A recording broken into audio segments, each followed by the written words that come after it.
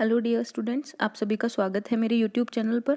बच्चों, आज हम स्टार्ट करने वाले हैं क्लास 5th की इंग्लिश बुक का चैप्टर नंबर 8, जिसका नाम है ए जिनी whom no one liked.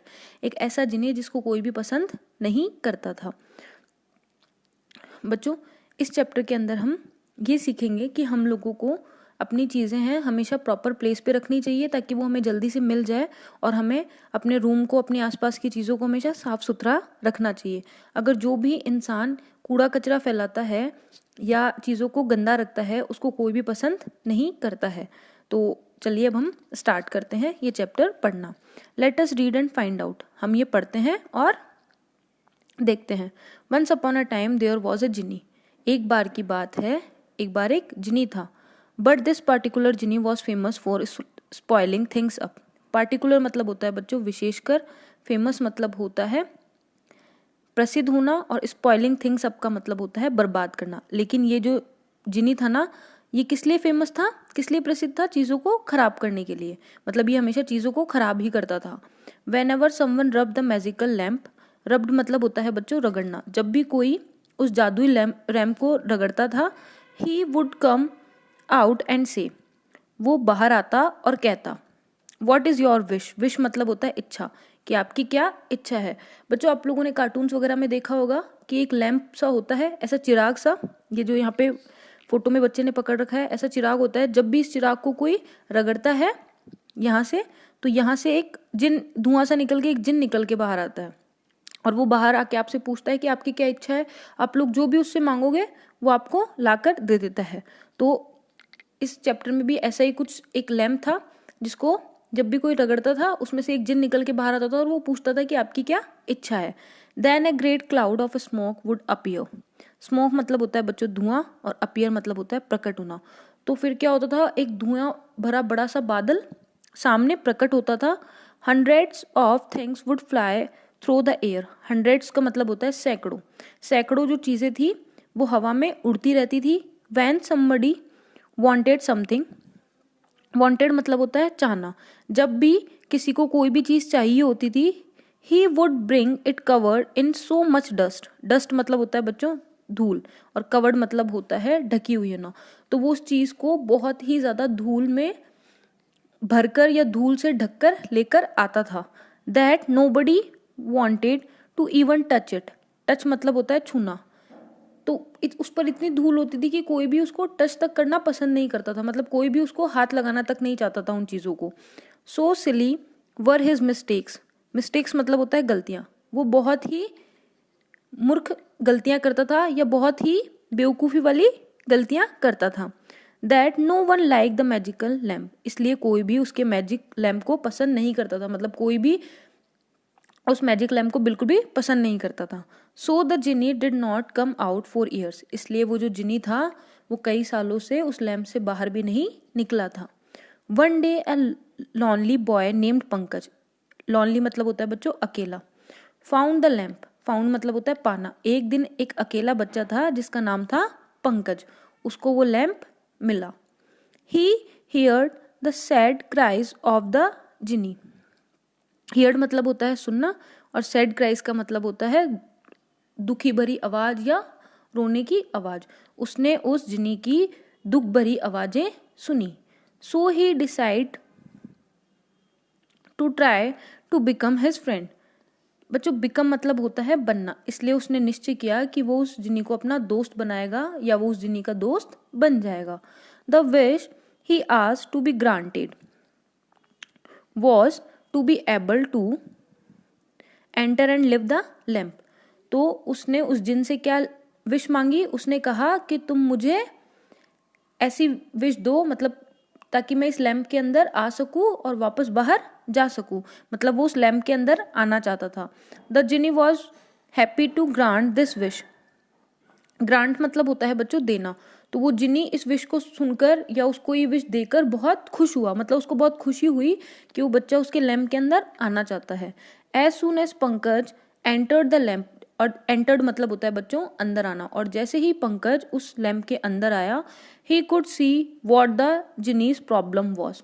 Problem का मतलब होता है समस्या या मुसीबत या जो भी है। तो वो जब अंदर आया तब उसको पता चला कि उस जिन की प्रॉब्लम क्या है, उसकी समस्या क्या है। It was not that he was a bad genie, ऐसा नहीं था कि वो एक गंदा जिनी था। बैड मतलब होता है गंदा, ऐसा नहीं था कि वो गंदा था। It was just that he was untidy, untidy मतलब होता है अस्त व्यस्त होना, मतलब वो क्या था, बहुत ही गंदे तरीके से रहता था, यही उसकी दिक्कत थी। In the lamp everything was thrown all over the place, thrown मतलब होता है फेंकना, तो लैम्प के अंदर हर चीज बस यहाँ वहां पड़ी हुई थी, मतलब कोई भी उसकी जो फिक्स प्लेस थी वहां पे नहीं रखी हुई थी, सारी चीजें बस ऐसे ही इधर उधर फेंकी हुई थी। Whether it be jewellery, books, boats and camels, और उनमें क्या क्या था, ज्वेलरी, आपकी किताबें, नावें और ऊंट वगैरह, ये सब इधर उधर ही पड़े थे, मतलब किसी को भी ढंग से रखा हुआ नहीं था। It was clear that the place had not been clean for years, और क्लियर मतलब होता है बच्चों साफ, और ये साफ था कि वो जो जगह है उसको काफी समय से साफ नहीं किया गया है, मतलब ये उसको बच्चे को पता चल गया था कि वहां पर उस लैम्प के अंदर काफी समय से सफाई नहीं की गई है। पिकअप एनीथिंग, पिकअप मतलब होता है उठाना, and A cloud of dust would fly up, कि जैसे ही आप कोई भी चीज उठाओगे ना उस लैम्प के अंदर, तो उसमें से एक जो धूल मिट्टी है उसका बादल बनकर निकलेगा, मतलब कि आप कुछ भी उठाओगे तो उसके ऊपर धूल मिट्टी लगी रहेगी, वहां पे इतनी ज्यादा गंदगी हो रखी थी। पंकज वॉज सरप्राइज्ड, सरप्राइज्ड मतलब होता है आश्चर्यचकित होना, पंकज बहुत ज्यादा आश्चर्यचकित हो गया, हैरान हो गया। The Jini felt ashamed and apologised, ashamed मतलब होता है शर्मिंदा होना, और अपोलोजाइज यानी होता है माफी मांगना। जो जिनी है वो बहुत ज्यादा शर्मिंदा हो गया और उसने माफी मांगी। He said that a genie's job was very important, important मतलब होता है महत्वपूर्ण, उसने कहा कि जो जिनी की जॉब है वो बहुत ज्यादा महत्वपूर्ण होती है। And he had no time for cleaning, cleaning मतलब होता है बच्चों साफ सफाई, इसलिए जिनी को बिल्कुल भी टाइम नहीं होता साफ सफाई करने का। But Pankaj remembered his mother's advice, advice होता है बच्चों सलाह, लेकिन पंकज को अपनी मम्मी की दी हुई जो सलाह है, उनकी मम्मी ने जो उसको बात कही थी वो उसको याद आती है। He told the genie that it was important to keep all the things in order, in order मतलब होता है बच्चों सही स्थान पर रखना, और इम्पॉर्टेंट मतलब होता है जरूरी। उसने जिन्नी को कहा कि चीजों को उनके स्थान पर मतलब उनके सही स्थान पर रखना जरूरी होता है।